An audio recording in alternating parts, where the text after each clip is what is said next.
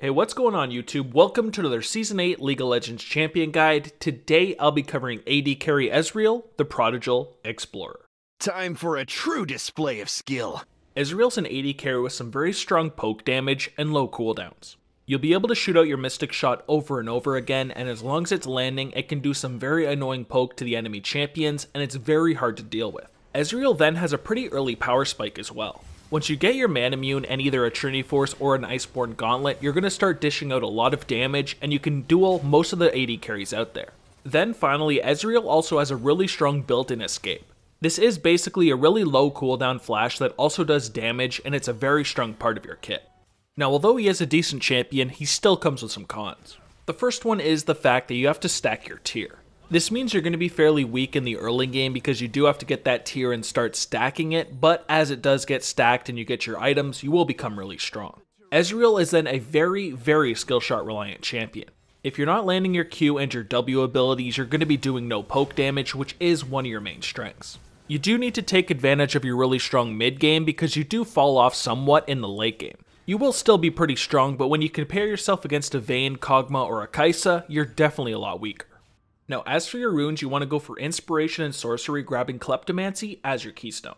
This is a really nice keystone on Ezreal because it will be procced whenever you land your Q ability on the enemy champion and can give you all sorts of nice benefits. You will get really strong things like potions and wards and even have a chance to get bonus gold. Now, as for the rest of the Inspiration side, you first want to go for Magical Footwear. This is really nice on Ezreal because you get free boots at 10 minutes, and that means you don't have to rush your brown boots because of course you do want to buy a tier first. I then like to go for Biscuit Delivery so I get a free biscuit every 3 minutes until 12 minutes just to help with my sustain in that bot lane. Then I finish up by getting Cosmic Insight so I get 5% extra cooldown reduction, which also works on summoner spells.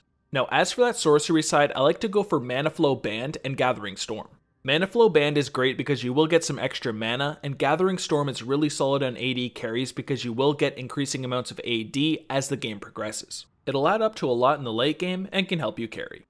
As for my summoner spells, I first like to pick up Flash. Since Ezreal is an AD carry, he of course is really squishy, and you can use this throughout the game to save your life over and over again, especially if your E is on cooldown. You do of course also have the option of using it offensively as well to finish off an enemy.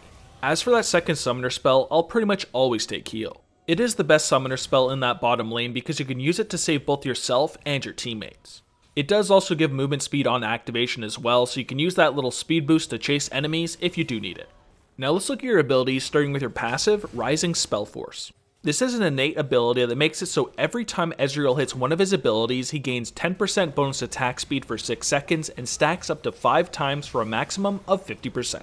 So this passive is fairly easy to understand, but it is pretty strong because 50% attack speed is actually pretty decent. You do have to be landing your abilities to get this attack speed, and you already of course want to land those abilities, but this gives you even more incentive to do it because of all the attack speed.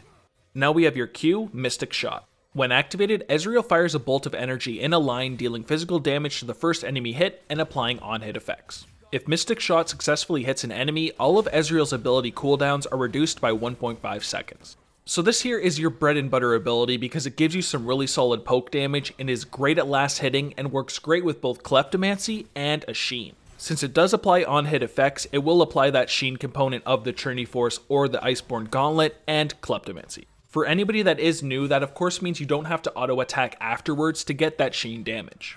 The cooldown of this ability is also pretty low as well, so it's great for last hitting and also poking the enemy champion and stacking your tier. Now let's look at that reworked W, Essence Flux. When activated, Ezreal fires an orb that sticks to the first champion, epic monster, or structure hit for 4 seconds. Hitting the orb with an ability or basic attack detonates it, dealing magic damage. Detonating with an ability refunds the cost of that ability plus 60 mana. So this reworked W is actually pretty nice because now it does some attack damage. It's not just AP based, which means it actually deals some damage. Whenever possible, you will want to try to detonate this ability with either your Q or your E because you will get some nice mana refunded, but if you need to, just do it with an auto attack because you still will get that damage. Just like with your old W, this will go through minions as well, so you can still shoot it through minions and get it onto the enemy champion and then attack them afterwards. It will also apply to structures as well, so his tower pushing is a little bit stronger. Next up, we've got your E, Arcane Shift. When activated, Ezreal blinks to the target location, firing a homing bolt that deals magic damage to the nearest enemy. Arcane Shift will also prioritize targets hit by Essence Flux. This ability here is a really strong part of your kit because it's basically a low cooldown flash that deals some really nice damage. As long as you can hit a target with your Essence Flux, even if you E into minions, it will still hit that target. It's therefore pretty decent in trades as well. Get your W onto the target and use your E to detonate it, and also get this bolt onto the target. Generally though, you will be saving this in defensive situations because it's great to jump away if a target gets on top of you. And finally, we've got your ultimate True Shot Barrage. When activated, after gathering energy for 1 second, Ezreal fires an energy projectile in the target direction, dealing magic damage to enemies it passes through. The total damage is reduced to 100 to 30% based on the enemy's hit. This is a pretty decent ultimate because it is global, which means you can snipe enemies across the map, although that is pretty hard to do. Generally, in teamfights you will want to wait till people are clumped up and then shoot this ultimate through them to get off some pretty nice damage. Generally, I will save this for the end of teamfights because if enemies are trying to run away, I'll use this ability to snipe them and finish them off. For your skill order, you first want to put a point into your ultimate whenever you can at 6, 11, and 16. Then focus on maxing your Q ability first as quickly as possible because it's really solid poke damage and it's also great at last hitting during the lane phase. You'll then want to max your E ability second because it's really solid mobility and some nice damage as well, and the cooldown drops significantly as you put points in the ability. That of course means you want to save your W ability for last, but take an early point in the ability at level 3 so you can get some nice mana return and also added poke. Ezreal's a champion that has all sorts of different combos, but first up we have our W and our Q. This is a very simple trading combo, and first all we do is hit the end with our W and follow up with our Q. This will proc the extra damage from the W and also give us some nice mana return as well since we procced our W with an ability. This is your simple trading combo. This next combo would use to trade if the enemy is hiding behind minions. First, just like in the first combo, open up with your W on the enemy champion and then use your E ability, which will home towards the target. As long as you used your E to position so minions are no longer in the way, you can use your Q to poke the enemy champion and do even more damage. And for the last combo here, we have your all-in with your ultimate. First, open up with your ultimate and cast your W since it also has a really long range. Then quickly E towards the enemy champion and follow up with your Q. This will do an insane amount of burst damage onto a champion, but you have to be very careful when you're going for it because you won't have your E as a defensive option.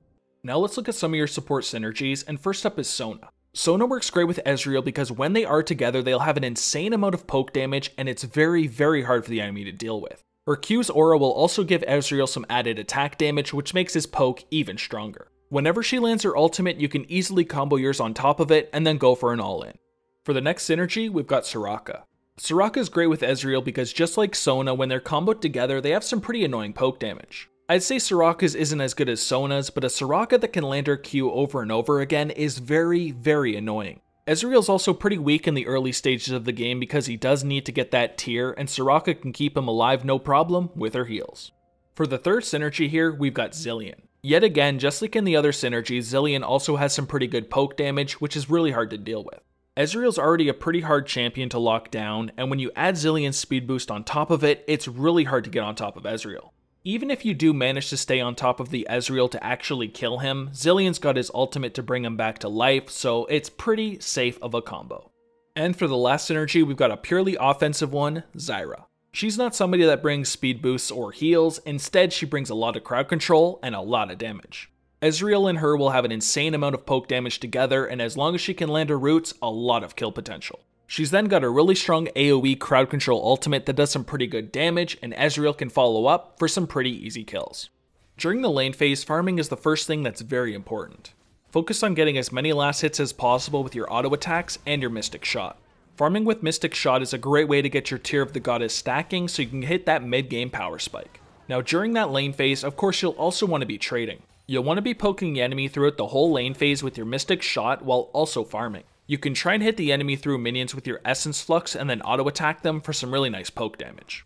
Teamfighting on an AD carry usually requires you to position yourself safely on your team's backline while attacking the enemies closest to you. You'll want to try and attack squishy carries if possible, but do not get caught in a bad position because you'll die really quickly. Ezreal can do a lot of damage safely during teamfights with his Mystic Shot. I would recommend holding onto your Arcane Shift as a way to escape if the enemy gets on top of you, but if you feel like you can, use it offensively as well to finish off kills. Always pay attention to the enemy's health pools as well, because if enemies are running away, you can always finish them off with a True Shot Barrage. Now let's look at some of your hard matchups, and first up is Draven. Draven is really hard for you because his early auto attacks hit like a truck and you can't really take that damage. You'll be a lot weaker than him early on because you do have to go for a tier, and you may want to consider going for ninja tabis against him to help deal with his auto attack damage. Wait until you're at your mid game power spike and then fight him there. For the next hard matchup, we've got Heimerdinger. He's a champion that's really bursty, and you have to make sure you dodge his grenade at all costs because this will power up his turrets and he will be able to land his W, bursting you down. He's also going to be pretty hard for you to poke as well because he does have turrets all over the place, and he will sit behind them and make it so you can't land your mystic shot easy. You'll definitely outscale a Heimerdinger in the late game, so just play for the late game. For the next hard matchup, we've got Sivir. Sivir's really annoying for an Ezreal because you can shove the minion wave really quickly, and you can't farm under tower that easily early on. Therefore, you and your support will want to auto attack the minion wave to keep it away from your tower as much as you can. She's also got a really annoying spell shield, which is great at stopping your poke damage while also giving her mana to spam her abilities. And for the last hard matchup here, we've got Vayne. Vayne's a pretty decent pick against an Ezreal because Ezreal is rather weak early on and she can farm safely, which is something Vayne usually struggles against. You'll have to try to bully her in the mid game and get an advantage on her because if it gets to the late game, she will definitely outscale you and absolutely stomp you. Try to snowball in that mid game when you're at your strongest. Alright, now let's finish this off with the item build, which starts with a Doran's Blade, Health Potion, and a Warding Totem. This is a really nice start because the Doran's Blade will give you some nice health pool while also giving you some lifesteal and of course attack damage. If you felt like you were against a really strong harassy lane, you may want to go for a Doran's Shield instead just for the added tankiness and regeneration. Whenever you feel like you can though, go for the Doran's Blade. For your core items, you want to go for a Manamune and then choose either the Iceborne Gauntlet or a Trinity Force and then get Blade of the Ruined King. You can still go for a double tier build and get an Archangel Staff before Blade of the Ruined King, but I would only go for that if you know you're going for a very late game. Usually, I'll just kind of skip it. Either way though, I'll go for the Manamune first because when it upgrades into a Mira Mana, it'll do an insane amount of damage for you because your attack damage is converted based on your mana.